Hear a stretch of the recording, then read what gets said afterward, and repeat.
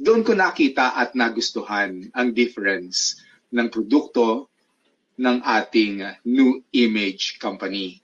And one, wala ka kasing makikita dito sa merkado na alpha lipid colostrum.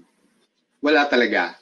Now, as a medical doctor, marami na rin akong nakita na kung ano-anong mga products they have been offering me. Some are in MLM, some are in direct selling, some, syempre, available sa commercially sa mga butika and other stores. Now, what is important for me is a product that can serve two kinds of people. Kasi yun ang kadalasang lumalapit sa akin in my wellness clinic.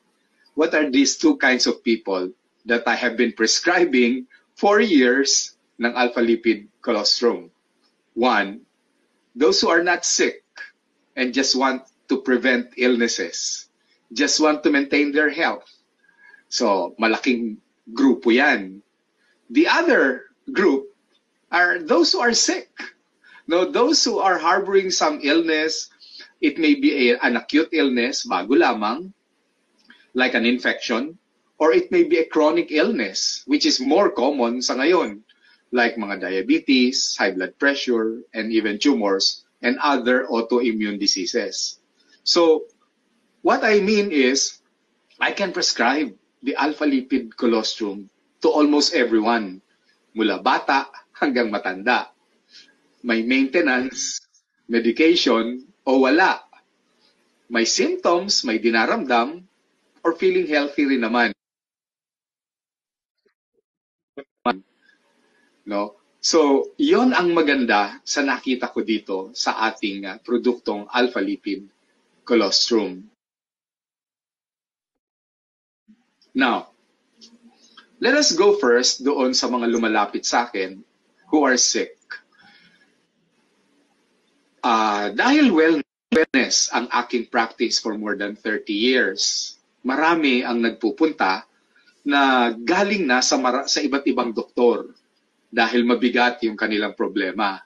And what are some of those problems? Well, sa ngayon tumataas ang kaso ng tumors, ng cysts, and cancers.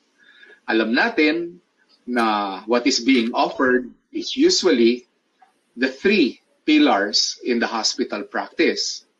Ooperahan, pagkatapos ikikimo. Sometimes sasabayan ng radiation. And sometimes, or hindi sometimes, oftentimes, after a few sessions of a combination ng chemo and radiation, these patients are so weak, so tired, so thin, butot balat na lamang, nahulog na lahat ng buhok niya, and they feel so disfigured already. And that is the time that they realize na, teka, parang may kulang sa ginagawa sa akin sa hospital. And these are the times that they come to clinics like mine, yung wellness clinics like mine.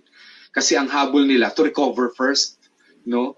Makuha muli yung energy nila, magkaroon uli ng laman yung balat nila dahil talagang nagmukha na silang matanda. And a lot of them are willing to stop all these treatments, from chemotherapy to radiation, and just be contented with the surgery kasi nga, the treatment that they're having is worse than the cancer or the illness itself. Isa sa na ire-reseta ko kagad dyan, yung alpha-lipid colostrum.